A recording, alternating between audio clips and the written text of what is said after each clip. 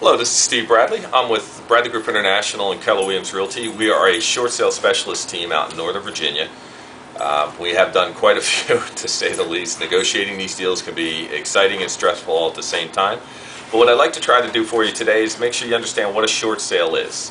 Quite simply, a short sale is when you owe the bank, for example, $400,000 on your home, but a buyer will only pay you $250,000.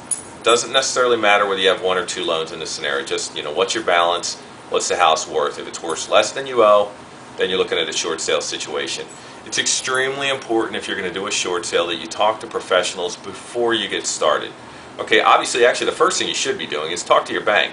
Ask them what options are there. You might have a loan modification option. Ask those questions. I know sometimes it can be very frustrating when you're on the phone with the banks and you're trying to get through, because quite typically, if you're behind on a payment, your phone call, when you punch in your loan number, sends you to collections, and all they're focused on, it seems like, is getting some money out of your pocket, not really answering your questions.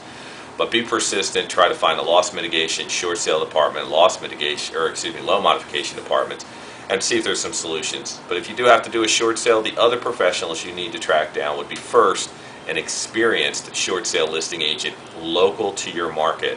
Don't get somebody that's 30, 40, 50 miles away, or even further away, works in a different state, but just happens to be licensed in your state as well. You want somebody local that really knows your market. The next professional you want to track down is a CPA, a certified public accountant that has experience with homeowners that have completed short sales. And the reason for that is there are potential tax implications with doing a short sale.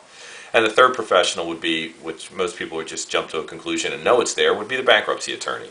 Does not mean you need to file for bankruptcy, or that that's something that you need to even really worry about, but you do want to ask questions. First, find out if you even qualify. Find out if that option is something you should consider.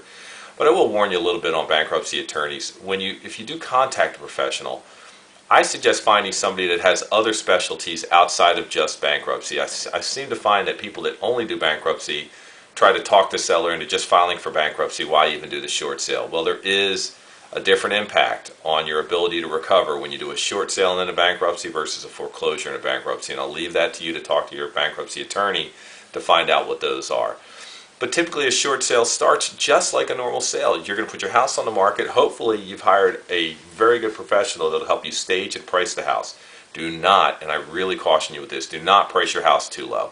If your house is worth $250,000 and you have an auction date coming up right away, don't try to sell it for $150,000 thinking that, well, why wouldn't the bank take this? Otherwise, they're going to have to foreclose. The bank wants fair market value for the house, and if you're that far off the mark, they are going to say no to your short sale, and they're going to just continue through with the foreclosure.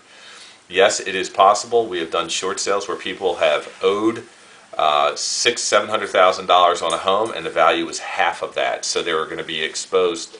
The bank was going to be short $350,000. It really comes down to, again, what is your house worth today and what is your offer price today. The rest of that is really part of the negotiations. So when you hire your listing agent, you want to find out, is your listing agent actually going to do the negotiations themselves? And if so, how many have they done successfully? How many have they listed? How many have they put under contract? And out of those they put under contract, how many have they gotten a yes from the banks?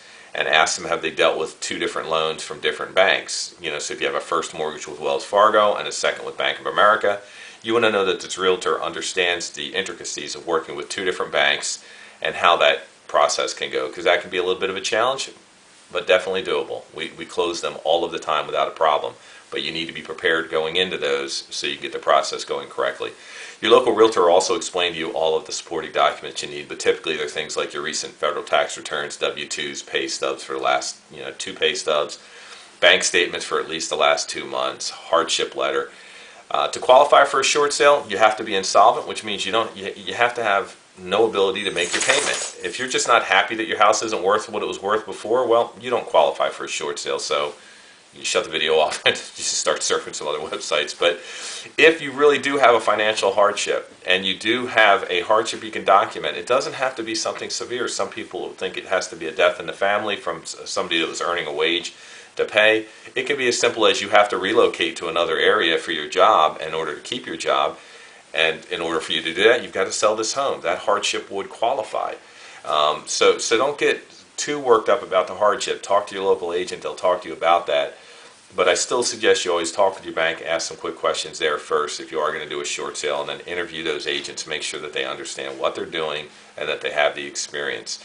The most important thing after that is really paying attention to the offers that come in. You don't want to give that house away because the bank's going to say no. Process can take anywhere from 30 days after you get a contract to 4 to 5 months before you close on the sale. Really depends again on your negotiator, and it depends on the bank, and then it depends on which negotiator you get for that bank.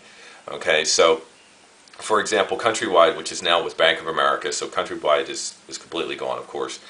They are overwhelmed at this point. We're making this video. It's taking them 3-4 months to get these finished.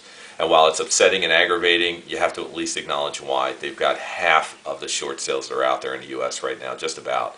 So they're really dealing with the challenges just like we are, except we're one deal. So if you have questions, talk with your realtor.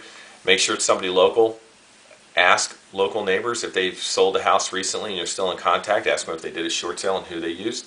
We wish you best of luck. It can be a little bit of stress, but if you handle the right, you hire the right professionals, it'll go much smoother than you could have imagined, and you'll be able to start your new life, soon after you go to close and get yourself back on track. Thank you again, and we hope to hear from you. If you have any questions, just hit the contact button and send us an email. We'll talk to you soon. Bye.